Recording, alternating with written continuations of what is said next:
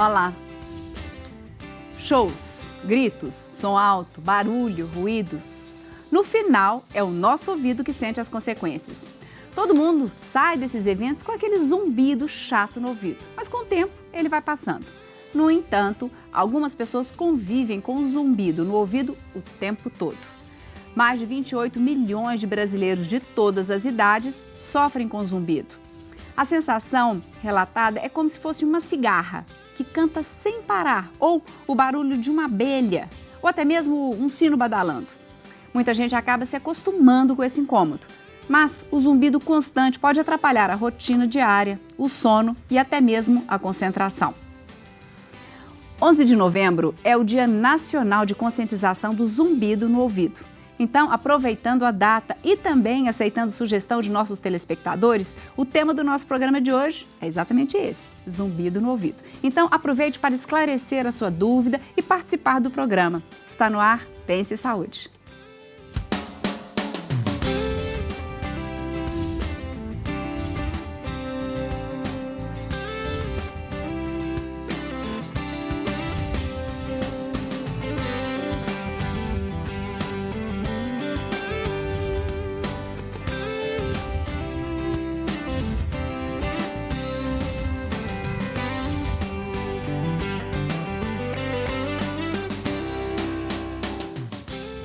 Para falar sobre zumbido no ouvido, estão conosco hoje os otorrinolaringologistas Dr. Ronaldo Kennedy de Paula Moreira, e a doutora Elizabeth Camargo Nigri Flores, ambos cooperados da Unimed BH. E você é nosso convidado para participar deste bate-papo. Mande a sua dúvida, pergunta ou comentário sobre o tema por telefone ou pelo WhatsApp. O número de telefone é 3209-0119 e o WhatsApp, o número é 99642-8473, código de área 31. E eu agradeço muito a presença de vocês aqui no nosso programa e eu queria começar falando sobre essa campanha nacional de alerta ao zumbido, que vocês estão até denominando, né, de Novembro Laranja. A gente teve o Outubro Azul, tem o o Outubro Rosa, nós temos o Novembro Azul do câncer de próstata e agora nós temos também o Novembro Laranja. Eu gostaria que vocês explicassem até a importância, doutora Elizabeth, dessa campanha. Em primeiro lugar, muito obrigada, Márcia, pelo convite mais uma vez. É sempre um prazer estar aqui. A campanha de conscientização do zumbido ela é importante porque muitas pessoas ainda hoje não sabem que o zumbido é um sintoma tratável. Eles ainda convivem com o fantasma de que o zumbido é uma doença e de que ele não tem cura. Você falou em sintoma, então é um sintoma. Sim, o zumbido não é doença, o zumbido é um sintoma. E que é possível ser, passível de ser tratado. Ele é tratável. Né? Porque é muito incômodo realmente, né? Com certeza. Imagina você com um barulho 24 horas por dia no seu ouvido. É realmente muito incômodo. Então, e muita gente não procura ajuda porque não sabe que existem formas de tratamento. Né? Então, essa conscientização ela é muito importante por isso. Para trazer essas pessoas que estão sofrendo sem saber que podem deixar de sofrer. Certo. E, doutor Ronaldo, eu falei na abertura, são mais de 28 milhões de brasileiros, é muita gente, e esse número vem aumentando cada vez mais. É muita gente e o que a gente tem visto é que o barulho do dia a dia, principalmente na cidade grande, é uma presença constante na vida das pessoas. A gente está mais exposto a ruídos intensos durante longos períodos. A questão da vida noturna, das boates, que vai muita boate. Hoje, que eu acho que é um problema extremamente grave, que os jovens não têm consciência, esses carros com esses sons estrondosos, que chegam até a tremer o som. Então, nós hoje estamos expostos mais a isso. E eu até acredito que isso ainda vai se agravar um pouco mais. Daí a importância de campanhas como essa campanha do Novembro Laranja, né? Para conscientizar as pessoas que, se não tiver cuidado, serão futuros surdos e de uma forma cada vez mais precoce.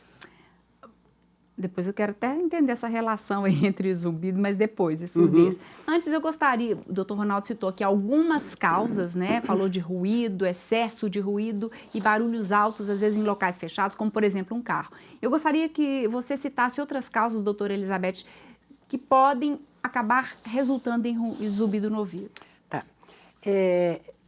Para efeito didático, vamos dizer assim, hoje a gente divide os pacientes em 5 subgrupos, tá?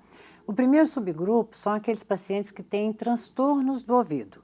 Então, as pessoas que têm cerume no ouvido, que já tiveram infecções ou que têm infecções, doenças do próprio ouvido, tumores, toda a problemática, todas as doenças inerentes ao próprio ouvido. Envolve a estrutura mesmo, a estrutura do ouvido, essas pessoas potencialmente podem vir a ter zumbido, tá?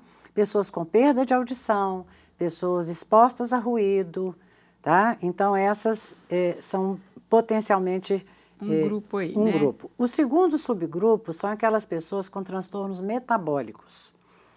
Então, são pessoas que têm transtornos de metabolismo dos açúcares, das gorduras, de hormônios. Então, nós estamos falando aí de diabetes, colesterol alto, colesterol alto, isso. Tá? E das pessoas, gorduras. Das gorduras, que aí entra o colesterol, com maus hábitos alimentares, pessoas que comem muito chocolate, que tomam muito café, que tomam muito refrigerante, que passam períodos prolongados de jejum. Tá? Então, esse é o segundo subgrupo. O terceiro subgrupo é daquelas pessoas com transtornos do aparelho cardiovascular. Aqui entram os hipertensos, as pessoas que já tiveram isquemias, AVCs e todos os transtornos de ordem circulatória. Tá? O quarto subgrupo, que a gente chama de transtornos osteomusculares. Então, são pessoas que têm transtornos da musculatura cervical, da musculatura escapular, da musculatura facial, problemas de ATM, de articulação temporomandibular, bruxismos, falhas dentárias, erros de oclusão dentária, tá? Então, entra todo mundo nesse subgrupo. Aí. E o quinto e último subgrupo, que são os transtornos de humor. E aqui entra um grande grupo, que é o grupo dos ansiosos, dos deprimidos, das pessoas com síndrome de pânico e as pessoas que têm transtornos de sono, distúrbios de sono. Tanto aqueles que têm dificuldade para iniciar o sono, quanto aqueles que têm um sono interrompido, ou seja, elas dormem, mas acordam a noite inteira. E muitas vezes elas dizem que foram despertadas pelo zumbido, mas isso não é verdade. Ela desperta e ouve o zumbido.